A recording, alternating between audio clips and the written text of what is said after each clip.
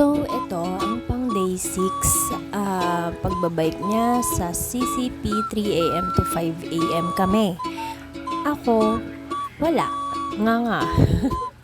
Siya lang muna nagbabike kasi first time niyang mag-aral ng biking. So, biking adult beginner talaga siya. So, next time, sasabayan natin siya mag-bike. At may plano na rin kami bumili ng bagong bike. Eto na! May bike na rin ako! So, masasabayan ko na si Daddy sa kanyang hilig mag-bike. Nadamay lang talaga ako dito kasi syempre support natin ang ating Daddy sa kanyang hilig mag-bike. So, first time niya mag-bike, kaya beginner talaga siya. So, dito muna kami paikot-ikot sa CCP. Malapit to sa may PICC, Rojas Boulevard, Pasay City. Medyo tumatanda na ako, kaya yung tuhod ko sumasakit na.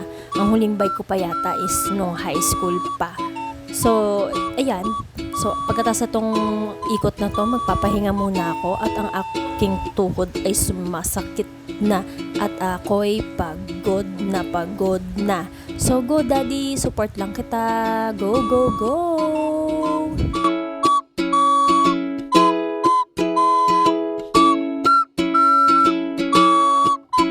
Yan nga, sinusundan ko na si Daddy. Hindi ko siya maunahan kasi ang bilis niya tsaka pagod na ako.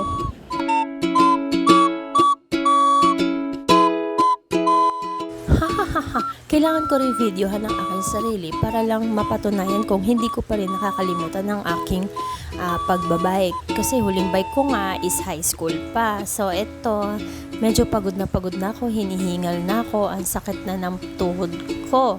Malapit na to sa may CCP complex, yung Star City. So, pahinga muna guys. Bibili ng water. Dito kami sa tamay tapat na Star City.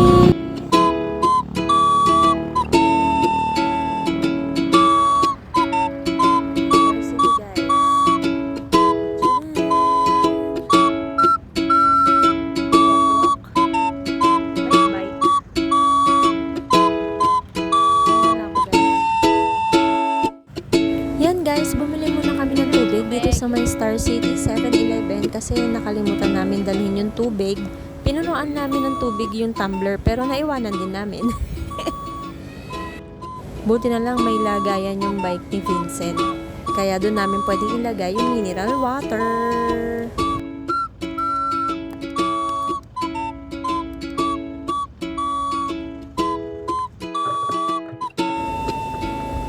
Arat na ulit. Aalis na ulit kami.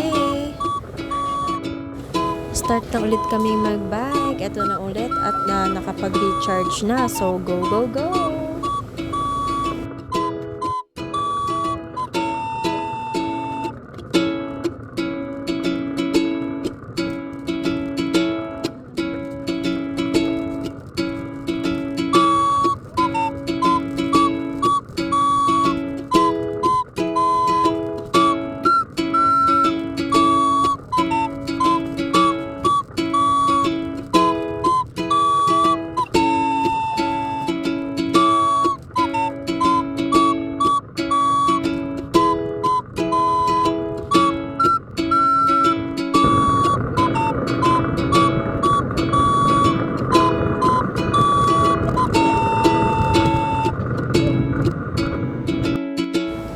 So ito, pauwi na kami. Nadaanan lang namin itong haunted na common na sinasabi ng mga ghost hunter. Hindi ko alam kung anong tawag dito. Basta haunted siya sa Manila. Yun lang. Bye!